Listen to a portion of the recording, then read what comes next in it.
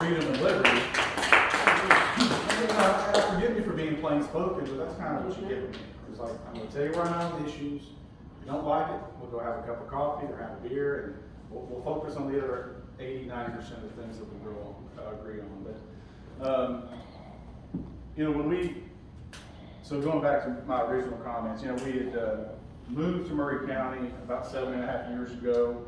We had lost a child, so we have a 15-year-old daughter, a 12-year-old son, and a 7-year-old son. There should be one in between there. We'd always talked about owning a farm and raising our kids on a farm. And if there's ever a moment in life where you kind of take inventory and you do it, it's during those kind of moments. And so we did. And so when I was making the decision of whether or not I would run for Congress, the idea of going back on the road again and traveling all the time the way I used to in my previous career, I struggled with that. And Monica came to me one night and said, "You realize you don't have a choice. You see the impact you've had as mayor, how other counties and other communities followed your lead. You've got to go do that in Congress now." And so it's her fault.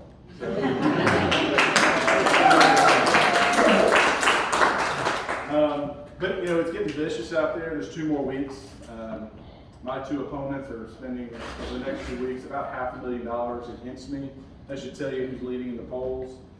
What's unfortunate about politics is you can really say about anything and get away with it. So there's one out there that says, I declare bankruptcy. Well, that's not true. We've never declared bankruptcy.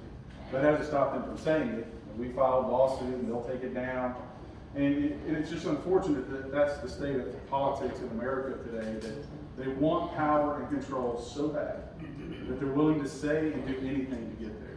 I mean, if you don't have the integrity to just be you and run on what you've done, then I don't want you in Congress. And so that's how I present myself to you. I led during COVID. I was vocal during COVID. Small business owner, father. I'm endorsed by the House Freedom Caucus. That's what I tell some of you have heard this story, but they interview you. You just don't get that endorsement. So they flew into Nashville, and I probably should have done more research about who I was going to be talking to, but it was one of those that was just hectic. And it's Congressman Perry. He's the chairman of the House Freedom Caucus. I did not realize he was a general, so it was not an interview but an interrogation. At one point I'm like, okay, when are they going to waterboard me? Right here I had Congressman Davidson. Right here I had Jim Jordan. And kind of like over here, there was this little rise, and Mark Meadows was sitting on this rise, kind of breathing down my neck. And we're at this little bitty cocktail table, so you got 5 grown men sitting around this little table. I'm being interrogated, and Jim Jordan's not paying liquid attention. But what I had done is I had brought with me a bunch of media hits over the years where I fought against the income tax, as did Steve, fought against the gas tax. I was the tip of the spear that stopped Obamacare in Tennessee. Tennessee and Florida, little backstory, had been targeted to expand Obamacare, because if you could get it to pass in one of those 2 states, a conservative option of Obamacare, it would spread across the country. And it just so happened Tennessee's legislative session happened first. So, I killed Obamacare expansion. The whole income tax, I'm the person that wrote the amendment that killed the Hall tax. A lot of people run and get credit for it, but the reality is Breitbart did a story talking about how the Hall tax really got cut, and they gave myself and a couple of state reps all the credit for it. And then when OSHA, they had targeted Murray County. They were, because we have so many large employers, they were going to force them to force vaccinate. Wrote Biden a letter politely telling him to pound sand. And then I held a press conference and told OSHA, if you don't, I'll go to jail before you force vaccinate anyone in my community. And if you don't like it, meet me on the steps of the courthouse and arrest me. Really? They never arrested me because they knew they didn't have the authority. And again, if you want the vaccine, go get it. Go talk. Don't listen to me about the vaccine. Go talk to your doctor. That's what was lost in this, the politics of COVID. Regardless of where you're at on the spectrum, news pundits and politicians began pushing healthcare policy when in reality, you should have been having private conversations with your physician and maybe your pastor, depending on your beliefs, right? And so I'll stop there. I'm sure I left it.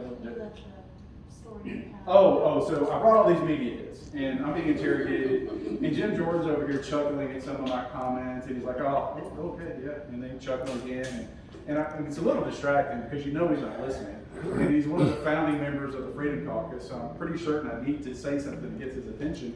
And about halfway through, it takes this packet of media hits, and it's pretty thick. Again, it's one thing for me to say I'm conservative, but when you got NBC News, you got Breitbart, you got Wall Street Journal, and all of these news outlets talking about, our Christmas cards national. Washington Post and MSNBC said, well, all our children are in jeopardy because we had a Christmas card and we're holding guns. It's like, we have a Second Amendment, and if you don't like it, it's a free country, you don't have to like it. But again, it's just the nonsense out there. And so he just takes the packet of media hits, he throws it on the table, throws up his hand, and he goes, I'm done, he's our guy. Wow. But that gets to the last question that Congressman Perry asked me. He said, so, Andy, Mayor, we interview a lot of candidates. We're really trying to grow our ranks in the Freedom Caucus. We want to have more influence in this next legislative session because we think it's so important. How do we know that you're going to do the things you say you do? And I said, well, sir, I've got 15 years of media hits to prove it. And I was willing to go to jail when no one else was during COVID. I helped lead Tennessee during COVID. I think that speaks for itself. It's like the right answer. Questions? Wow.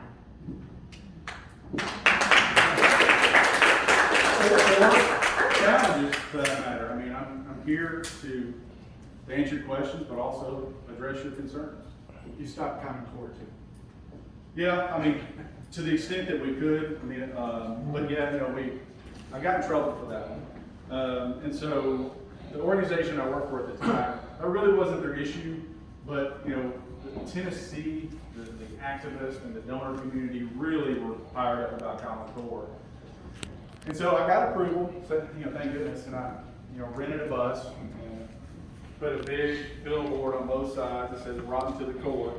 It just so happened that there was kind of this national education symposium taking place in Nashville. I may or may not have known that. And we parked it out front and held a press conference. Well, it made national news. And again, I got in a little bit of trouble because they were like, well, do it, but just do it quietly. Just kill it, but don't let anybody know that you killed it. Instead, I was like all over the national news about this bus that we had done, rotten to the core. Anyway, it is what it is. It's awesome. Go big or go home. So, questions? Well, thank y'all for coming. Let me add one of the reasons we're here. And Andy, I'm Steve Gill, a radio and television host and activist. Worked with Andy over this stuff for many years. Andy has slightly more restraint than I do. For those that listen to me on radio or TV, I make him look shy and retiring. So when we were doing the bus, it has this apple with a big bite out of it, and I wanted to put "bite me" on the bus. Not let me do that. So he does show some restraint and not let his devils pull him in the wrong direction. The other thing he didn't mention on the bankruptcy attack on him and his family, this just shows that they're not just sleazy on the other side. They're not just slinging mud on the other side. They're incompetent. They don't know what they're doing because Andy W. Ogles did file bankruptcy. Unfortunately, this is William Andy Ogles. So the guy that filed bankruptcy is not him, but they're attacking him with somebody else's name. So it's not just the mudslinging, it's not just the lies, it's the not paying taxes when he paid his taxes. No kidding. It's the silly season in politics. Yep. And the only way to respond is to raise enough money to tell your story and also to hit back and make the point of what the truth is about what their attacks are. But you're better off to tell your story and hit back because they can lie faster than you can tell the truth. I mean, they can make up a new one, and you're busy trying to run TV commercials and all this kind of stuff. I'd add also, Andy worked very closely with Newt Gingrich when he ran for president, so his conservative credentials go way, way deep. We worked together on that one as well. But the bottom line is it takes money. So if you've given, I would ask you to give just a little bit more. If you've maxed out, we actually have a guitar signed by Trace Adkins. One of his famous songs is Semper Fi about the Marines. Trace has signed it and written Semper Fi. So if you have maxed out, There are super PACs that can take more money, so you can still give and bid on the guitar. You're not listening to this part. You're not here right now, and I'm not naming them, so that's okay. But if you've given, you can give a little bit more and encourage you to do so. It's painful. I know that there's people asking you for money. The economy's not doing great because of Joe Ogles. I got COVID now despite 2 vaccines and 2 boosters. I was listening to the news the other on the way over here, and they were saying that one of the concerns of his doctors is that because the COVID could cause brain fog. It's like, that ship has sailed. Worry about one of the other things that might happen. Never got that one. But there's a lot of things pulling in that direction. We've got 9.1% inflation. It's a lot of pressure. There's a lot of candidates I'm sure asking for money. Andy can make the difference. He's done it in the past. He's done it in Murray County. He's done it every step of the way. One of the things he got involved in that again doesn't get enough attention is he actually rolled up his sleeves and went to fight against sex trafficking of young kids and for an international organization to save kids who are being sex trafficked. We hear a lot about that on the border and millions of people coming across, but long before it was something people in the media and others were talking about, he was on the front lines of fighting that battle too. So I'd ask you if you've given, give a little more. If you haven't given, write a check and do your part. I'm fond of telling people that when our founders started this country, there were guys in red coats wanting to hang them for having meetings just like this. And had they caught them, they would have hung them for having meetings just like this. So the worst thing that can happen to you is your spouse or your neighbors go, man, why are we writing that check? Why have that yard sign? That's not the kind of pressure that our founders faced. And I would ask you that this time we have maybe more challenges, more pressures, more assaults on our freedoms, our liberties, on who this country is and who we will be. There's never been a more important time to write a check and to put up a yard sign. There's yard signs out front, and to call your friends and neighbors. I said the other night at an event with Andy that almost everybody here, I suspect, is here because somebody asked you. Pastor Jim Bachman's here. People go to church because somebody said, "Why don't you come to church with us?" Everybody you talk to between now and the 30th for early voting, every person you talk to between now and August 4th, you have huge influence. And you're going to find, because you would come to a gathering like this, and people are going to say, "Who do you vote for? I don't know who these people are." That's a huge opportunity. Go beyond that and reach out and actually call your friends, call your neighbors, talk to folks on your Christmas card list. Because people vote based on who people say. I suggest you vote for this person. By the way, Cheryl Brown is here, who's chairman of the Republican Party in Williamson County. Lulu Edom is here. She is running for state executive committee. A lot of people may get down that ballot. They don't even know what that is. That's the Republican Party executive committee that recruits candidates, runs the Republican Party in Tennessee. And people get down there and they don't even know what that is. Lulu is the real deal, and she is committed to recruiting people to run. Davidson County, I know we're just outside, Davidson County has not elected a Republican judge since 1972. You don't even see people on the ballot for Republican. No kidding. That he's running, but I think it's an independent because he couldn't get through the process. Because again, the party's not backing candidates. Davidson County's blue. It's getting bluer. It's getting more liberal. It's getting worse. And if we don't start putting a stop on it, we're going to become the Chicagos and the Philadelphias and the San Franciscos. And Lulu's committed to making sure that happens. So get to know her a little bit and share that, because people get down on that, they don't even know who to vote for. They've never even heard of that. So again, I just add, tell your friends and neighbors, talk to your friends and neighbors, reach out to them, because again, a sneer from somebody saying, "You're into politics?" Well, keep in mind that politics was shut in churches, politics was shut in schools, politics was shut in restaurants. If we don't step up, the other side is. And Amy's going to go and lead that fight in Washington. Thank you. Woo! And I want to say, I've already had two people ask me early voting dates, and then you've got on your phone 14 days till. That's right. So the election is, so early voting started, and it ends on the 30th, so you can vote now. And then the election day is August 4th. So we've got 2 weeks, and then whoever wins the primary, because this is now a Republican district. It's all of Lewis, all of Murray, all of Marshall, East Williamson. And there's like this fish hook around Davidson. So it's Bellevue, Oak Hill, Brentwood, Belmead, goes into Antioch, under and around the airport to Hermitage, He gets all about Juliet and half Lebanon. So if you know anybody in those areas, reach out to them.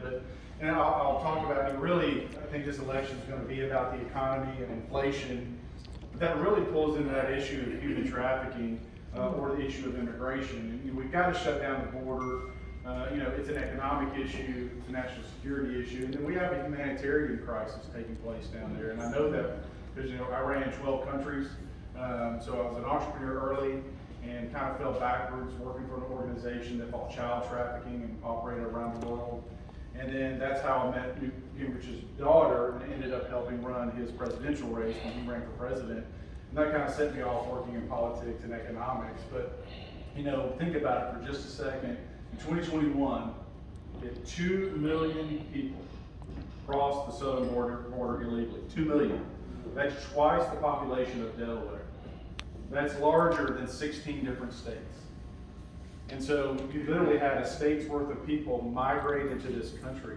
Folks, that's an invasion. It is. Yeah, it is. Our government has a responsibility to keep this country secure, and in my opinion, it's treasonous. We're being invaded day in and day out. And then also keep in mind, so again, it's an economic, national security, that 60% of the women and children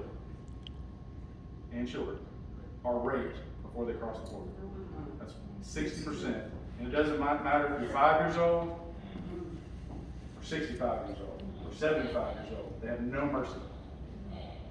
And so we've got to elect people that are going to go up there and talk about these tough issues, but then come up with real solutions. And I'll say what my opinion is: build the wall, secure the border, control the border. If I want to work overseas, it's actually quite simple. I have to register, get a work visa for a year. I have to pay their taxes. I never get to vote, and I never become a citizen. That's the way it is in most of the rest of the world. It's not complicated. And yet we've been talking about this issue since Reagan, and we've done nothing. So I would propose that we build the wall, secure the border, control the border, maybe cut off all immigration. Now that sounds extreme, No. but only until it becomes painful to industries across the economy. Then you're going to have everybody screaming, "Oh, we got to fix this. We need migrant workers. Oh, we got to fix this. We need people in the tech industry." Then we'll have real solutions. We have to protect our country. It's a privilege to be here, not a right. We get to pick and choose who comes. Yes. I'm for legal immigration. We have a family of immigrants. My wife's grandmother came here from Honduras. I believe in legal immigration. A beautiful wife and 3 beautiful children because of legal immigration. But illegal immigration is destroying this country. Yep. Question? Yes, sir. I